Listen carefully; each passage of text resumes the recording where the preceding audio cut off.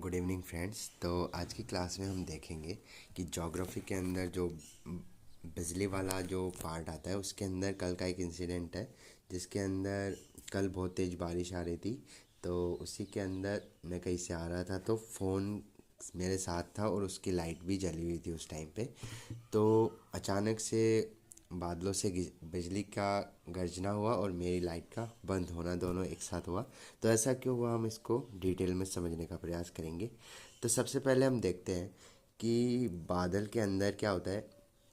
विद्युत आवेश, जो बादल के अंदर पानी के कण होते हैं वो आपस में टकराते हैं। धनावेश और ऋणावेश दोनों जब टकराते हैं तो उनके अंदर छोटा सा करंट पैदा होता है। इसी तरह जब एक साथ बहुत सारे टकराते हैं तो अचानक से बहुत अधिक संख्या में विद्युत का प्रवाह होता है और बिजली चमकती है।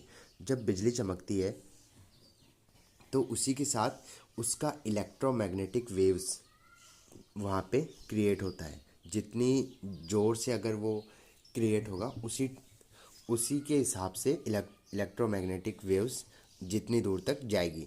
मैं जब वहाँ से आया तो मेरे फ़ोन का जो मदरबोर्ड है उससे बैटरी, इसको वैसे यहाँ से देखो जैसे करंट फ्लो हो रहा था उसके अंदर, मतलब फ़ोन से। और वो फ़ोन से कहाँ से आ रहा था, वो बैटरी से आ रहा था वो चार्ज। और चार्ज मदर सर्किट में जो इकट्ठा हो रखा था वहाँ से। जब क्या हुआ, अचानक से जब इलेक्ट्रोमैग्नेटिक वेव्स टकराई मदरबोर्ड से तो उसके अंदर उसने इलेक्ट्रोमैग्नेटिक फील्ड को फील किया उसने। फिर एक्स्ट्रा वोल्टेज, मतलब उसके अंदर जो वोल्टेज था वो तो ठीक है, बट उसके अंदर उस इलेक्ट्रोमैग्नेटिक वेव्स के कारण एक्स्ट्रा वोल्टेज आ गया जिसके कारण उसको एक झटका महसूस हुआ और मोबाइल डेड हो गया, शट डाउन हो गया। तो इसका कारण तो ये था। फिर हम देखते हैं कि कैसे इसका असर हुआ।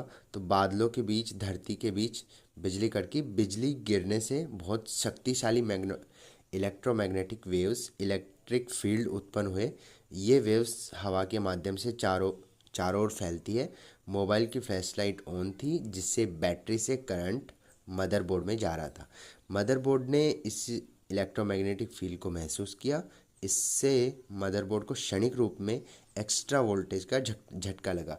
क्योंकि आजकल के जो मोबाइल है उस उनके अंदर आईसी का, सबके अंदर वो सिक्योरिटी आता है। तो आईसी के कारण ऐसा हुआ कि वो तुरंत बंद हो गया। झटका इतना अधिक था कि मोबाइल ने सुरक्षा के लिए खुद को बंद कर दिया या फ्रीज हो गया, एकदम से फ्रीज हो गया। अब इलेक्ट्रोमैग्नेटिक जो फील्ड है उसका इफ़ेक्ट कैसे होता है, वो कैसे काम करता है। बिजली गिरने पर बहुत तेज विद्युत चुंबकीय तरंगे उत्पन्न होती है। ये रेडियो तरंगे सिग्नल की तरह हवा में फैलती है।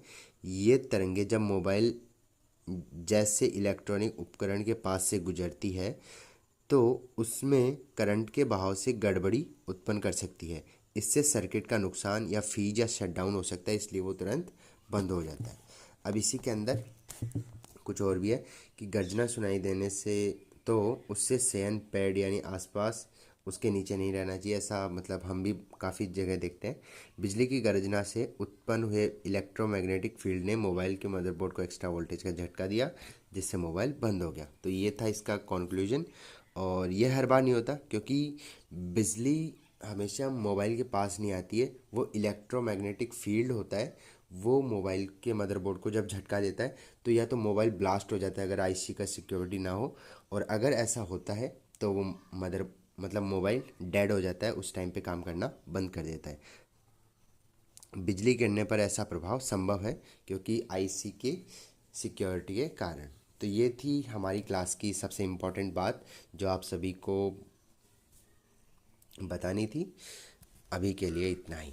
धन्यवाद।